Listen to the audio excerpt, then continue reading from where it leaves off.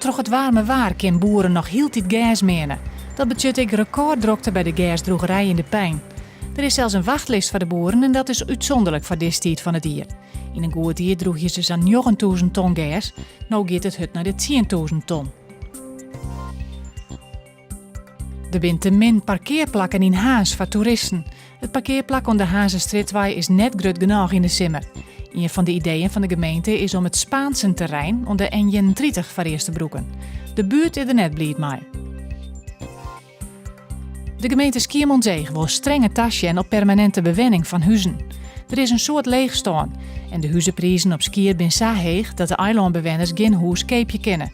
Er zullen ook huizen bijbouwd worden om de druk van de wenningmerk uit te heljen. Het retreatseizoen gaat jood van start met het NK in Tialf. Om 11:30 begint de 500 meter malje.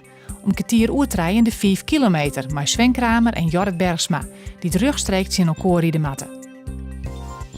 Joen en vannacht helder waar, 10 of 11 graden. Morgen een soort zinnen, een matige wind uit het zuiden en zandje of 18 graden.